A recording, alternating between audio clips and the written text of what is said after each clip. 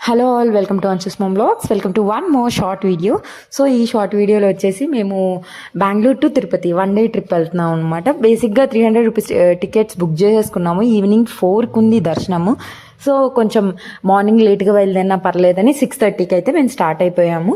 మధ్యలో వచ్చేసి వాళ్ళు టిఫిన్కి ఆపారనమాట. సో ఇక్కడైతే మేము మామూలుగా హైవే మీదే ఉంది, కానీ ఇక్కడ మాత్రం సీనరీ ఎంత బాగుందంటే అసలు వీడియోలో చూసిన దానికన్నా స్ట్రైట్గా వెళ్ళి చూస్తే ఇంకా బాగుంటుంది.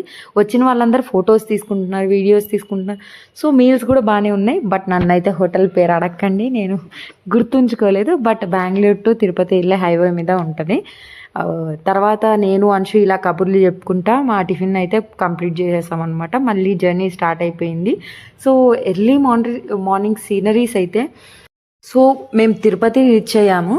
తిరుపతి రీచ్ అయిన తర్వాత మేము దిగడం ఫస్ట్ ఎంట్రన్స్ కపిల్ తీర్థం వచ్చేస్తుంది, అక్కడే దిగాము. ఎందుకంటే మేము ఇప్పుడు ఫస్ట్ నేను కూడా కపిల్ తీర్థం నా స్టడీస్ అయిపోయిన దగ్గర నుంచి ఇదే ఫస్ట్ టైం, దగ్గర ఒక 5 years తర్వాత ఇదే ఫస్ట్ టైం అనమాట కపిల్ తీర్థం వెళ్ళడము.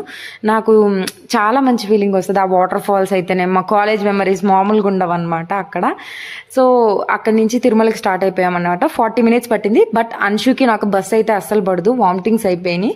తర్వాత పైకి వెళ్ళి ఇంకా అంశుని ఫ్రెష్ చేసేసి మేము ఫ్రెష్ అయిపోయి తర్వాత మధ్యాహ్నం అయిపోయింది కాబట్టి ఎట్లో మా హస్బెండ్కి వెంగమామ సత్రంలో అన్నం అంటే చాలా ఇష్టం. తర్వాత దర్శనానికి వెళ్ళిపోయాము. నైట్ వచ్చేసరికి 7 అయింది. ఎమ్మటే కిందకి దిగేసామన్నమాట. తర్వాత మేము నైట్ 8కి అలా స్టార్ట్ అయ్యి 9కి అంతా కిందకు వచ్చేసాము. డిన్నర్ చేసుకొని 10కి బస్సు ఉంది, ఎక్కేసి అంశు అయితే ఫుల్ టైర్డ్ అయిపోయి పడుకునేసింది. మేము కూడా పడుకున్నాం అనమాట. That's all.